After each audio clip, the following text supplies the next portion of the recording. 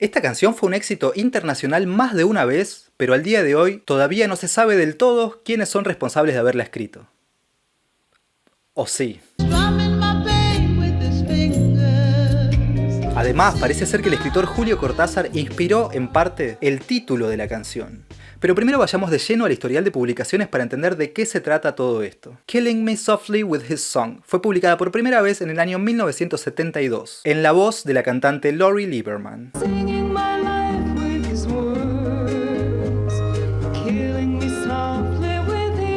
Como parte de su álbum debut. Ese año la canción no tuvo mucho éxito, pero algunas cosas se lograron, como por ejemplo se consiguió que se la incluyera en el catálogo de canciones de American Airlines. Nadie se esperaba de todos modos que en un vuelo de Los Ángeles a Nueva York, la cantante Roberta Flack la iba a escuchar y le iba a prestar especial atención. Killing me softly with his song, and had a picture of this young girl, and I said, and I put it down, and then I went, killing me softly with his song.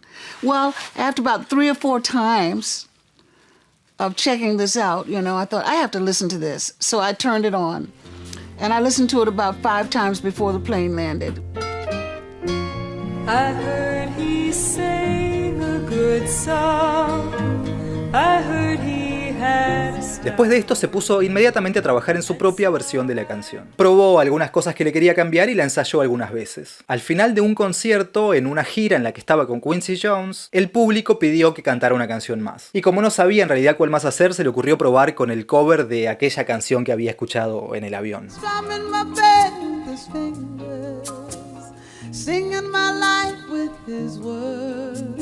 And the audience would not stop screaming after I finished Killing Me Softly with his song, like that.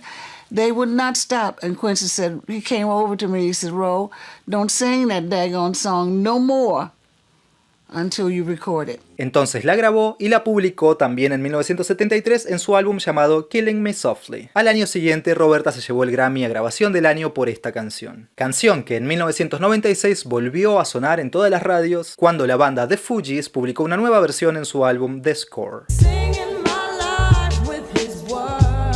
En realidad, ambas versiones nunca dejaron de sonar. Tanto la versión de Roberta Flack como la de The Fugees fueron éxitos tan grandes que hasta el día de hoy siguen estando vigentes. De hecho, esta es la única canción que no solo está incluida una vez, sino 2 veces en la lista de las 500 mejores canciones de todos los tiempos de la revista Rolling Stone, ya que estas 2 versiones están ahí, la de Roberta Flack en el puesto 273 y la de The Fugees en el 359. Y si estás pensando que no es la única porque Hound Dog estuvo tanto en la versión de Elvis como en la versión original de Big Mama Thornton, no. Esa no cuenta, porque cuando incluyeron la original, sacaron la de Elvis, así que no estuvieron las 2 al mismo tiempo. Y si no estabas pensando eso es porque seguramente no viste mi video hablando acerca de esa canción, así que ponete una alarma para verlo una vez que hayas terminado de ver este. Pero vayamos a los orígenes de Killing Me Softly. A principios de los años 70, la dupla, formada por Charles Fox, compositor, y Norman Gimbel, letrista, estaba en busca de alguna cantante con quien trabajar. Después de algunos castings, encontraron a alguien que logró conmoverlos con su estilo y su voz. Una joven de 19 años llamada Lori Lieberman. En 1971 se pusieron a componer canciones para lo que sería el primer álbum de Lieberman, de quien ahora oficialmente eran managers. A fines del 71, Lori fue con una amiga a un lugar llamado Trovador, donde un joven de 26 años daba un concierto. Un joven al que Lori no conocía, pero que acababa de publicar una canción que se convertiría en un gran hit.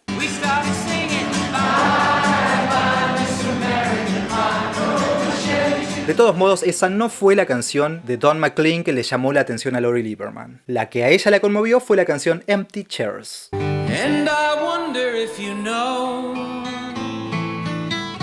that I never understood. Que contaba una historia que parecía describir a la perfección una situación personal, sentimental que ella había vivido hacía poco tiempo. That although you said you'd go until you did, I never thought you would.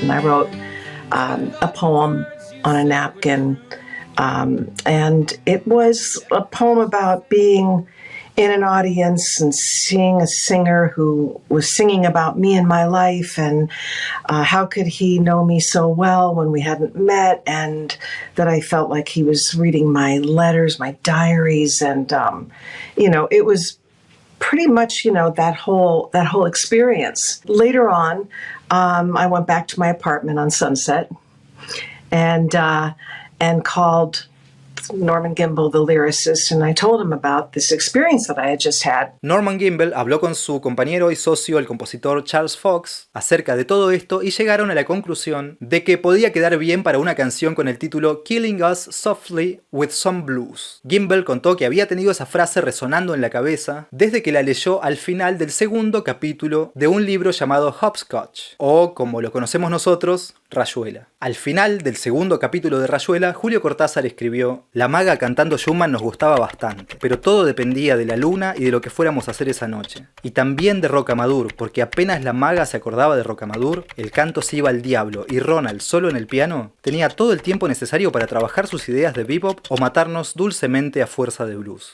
Esa última frase, pero en la traducción al inglés, que era la que Gimbel había leído, es la que había llamado su atención. La idea de estar matando dulcemente a alguien con música, o suavemente, como lo tradujeron, es la que querían incluir en la canción. He had a book of titles, killing me softly with his blues, and maybe.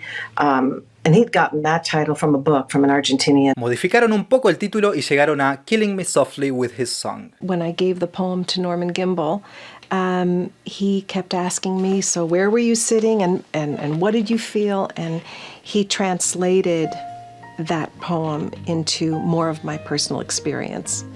And then that poem got set to music by Charles Fox. Toda esa historia aumentó la mística de la canción, sobre todo después de que se convirtió en un éxito internacional en la versión de Roberta Flack. Además de ser una canción conmovedora, había una historia conmovedora detrás. En aquella época, Lori Lieberman tuvo también un romance con Norman Gimbel, además de la relación profesional que los unía. Y durante esos años grabaron 4 discos en total, pero para 1975 la relación se fue disolviendo. Primero, la relación sentimental con Norman Gimbel, que en ese entonces tenía 47 años. Lori, de 23 años, estaba buscando otro rumbo profesional y personalmente. Así que decidió cambiarse de compañía discográfica. Pero Fox y Gimbel le dijeron que no podía dejar su contrato y que tenía que trabajar con ellos durante 5 años más. O podía pagarles $27,000 y seguir con su carrera y su vida por otro lado. Y si bien para ellos dos $27,000 no significaba mucho, después de la fortuna que estaban haciendo con las regalías que cobraban por la versión de Killing Me Softly de Roberta Flack, para Lori, de 23 años, que vivía con su mamá, $27,000 era una cifra inalcanzable. Esto significaba entonces que Lori no tenía permitido grabar durante los siguientes 5 años. Y todo eso parece bastante raro, pero más raro aún es que al llegar la versión de los Fugees a mediados de los 90, aquella historia del concierto de Don McLean, del poema escrito en la servilleta, de Killing Me Softly, inspirada en lo emotivo que fue para Lori escuchar la canción Empty Chairs, toda esa historia empezó a cambiar en los relatos de Charles Fox y Norman Gimbel. De a poco empezaron a olvidarse de todo eso y empezaron a contar cómo ellos dos hicieron esa canción en unos minutos de inspiración. Según su nueva versión de la historia, cuando ya habían terminado la canción, se la mostraron a Lori y a ella le gustó enseguida porque le hizo acordar a una experiencia que ella había tenido en un concierto de Don McLean. And one of the titles was Killing Me Softly with His Blues. Blues seemed like an old-fashioned word. So he said, how about Killing Me Softly with a Song? And that sounded like an interesting topic. Well, he went home, called me later, a few hours later, with the title, with the lyric. It came to me right away. It must have taken me all of 10 minutes to write that song, maybe an hour. And the next morning, we got together the next day. We played it for Lori. And she loved it right away. She said it reminded her when she was in a nightclub and she heard Don McLean sing. Así que de un día para el otro, Lori Lieberman no había tenido nada que ver con la creación de esta canción. Hay que tener en cuenta que ella nunca pidió cobrar nada por su contribución, ni figurar en los créditos, ni nada. La canción siempre estuvo registrada como una composición Fox-Gimbel, pero la historia detrás del tema había sido siempre la misma. Durante años, incluso hay un archivo de la primera vez que Lori Lieberman fue entrevistada en televisión donde ella cuenta esta historia mientras Fox y Gimbel están en el mismo estudio de televisión, ya que en esa época ellos estaban trabajando como managers de ella. E incluso Norman Gimbel y Lori estaban en una relación romántica. It came about that you were watching Don McLean perform or something, weren't you? Yes, the people who write the songs for my album are people named Charles Fox and Norman Gimbel.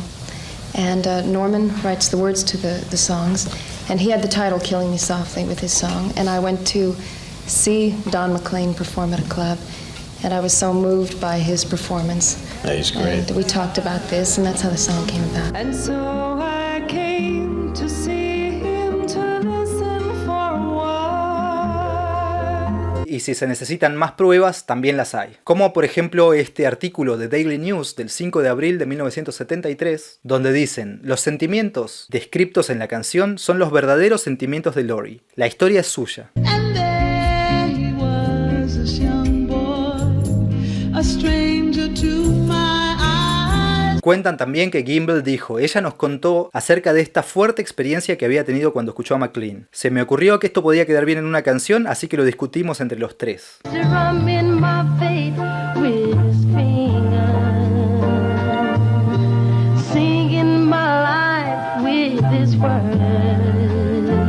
Pero con el paso del tiempo, Fox y Gimble se pusieron muy a la defensiva con todo este tema, llegando incluso a amenazar a Don McLean con demandarlo si no quitaba la historia de su página oficial de internet. Ya que ahí él contaba cómo Lori Lieberman se inspiró para esta canción viéndolo a él cantar en Trovador, mientras ella sentía como si él hubiera estado leyendo acerca de su vida privada y estuviera cantando acerca de eso en la canción Empty Chairs.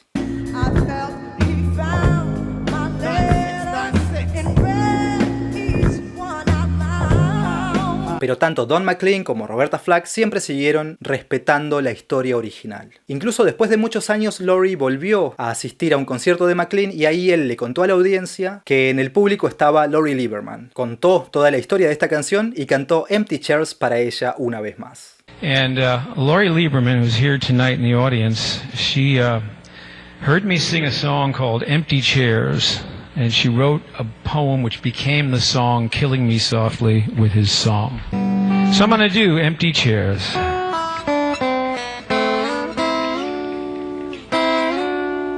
En 2019, en la entrega de los Grammys, Alicia Keys tocó algunas canciones que la inspiraron a hacer música desde que era chica. Canciones que le hubiese gustado haber escrito a ella. Y entre esas canciones cantó Killing Me Softly. Drumming my pain with his finger, singing my life with his words. En un artículo de USA Today cuentan esto diciendo que Alicia Keys cantó la canción de Charles Fox, Norman Gimble y Lori Lieberman, Killing Me Softly with His Song. Pareciera que la historia empieza a volver a ser como siempre fue.